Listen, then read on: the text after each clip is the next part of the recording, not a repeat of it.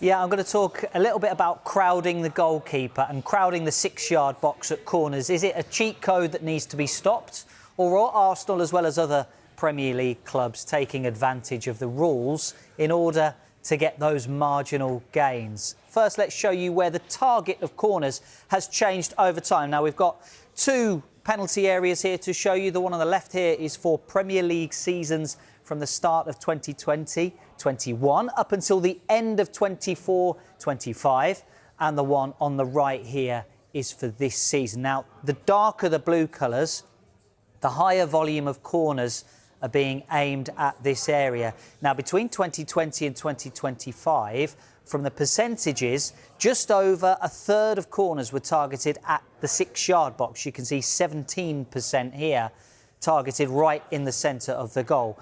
But take a look at this season. 53% of corners are targeted at the 6-yard area, with more than a quarter aimed right in that middle zone. So what has developed now is something that's been coined by the analyst Michael Cayley as the meat wall, with sometimes 10 players packed into the 6-yard box. And this is how it has changed over time. Now, 2 seasons ago, you're looking at around about two attacking players on average, and between 5 and 6 defensive players in that 6-yard box. That has significantly increased over time. Looking at this season, there are on average 3.2, just over 3 attacking players in the 6-yard box when the corner is struck. And if you're looking at defensive players, just over 7. So you're looking essentially at 10 players in the 6-yard area. That is a lot of bodies in a small space, and that doesn't even account for more attacking players running into that zone once the ball is kicked. So is this idea turning into success? Well, the short answer is yes. Here we have the direct goals being scored per game from corners targeting the 6-yard box.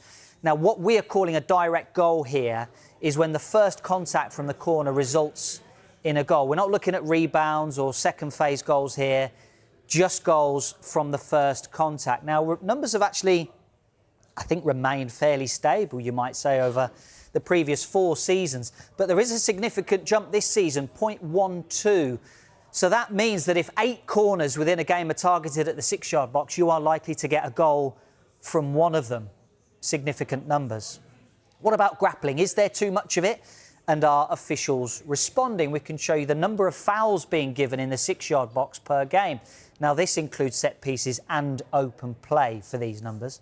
We are at the highest rate at the moment of fouls being given this season in the 6-yard box compared to the last 4, risen from 0.23 there to 0.26 this season. So we are at a good rate of fouls, but it does feel slightly like there's a bit of a lag where the officials have taken time to catch up on the way teams are exploiting corners here. Does the rate of fouls being given actually match the uptick in goals being scored? And also the uptick in what seems like the visual prevalence anyway of grappling becoming a big thing within the game. So I wonder what Clinton thinks. We'll get his thoughts in a moment. But who is the most fouled player in the 6-yard box this season? Well, Aston Villa's Emiliano Martinez has been fouled 7 times in the 6-yard area, followed by Sunderland's Robin Roofs and Everton's Jordan Pickford as well.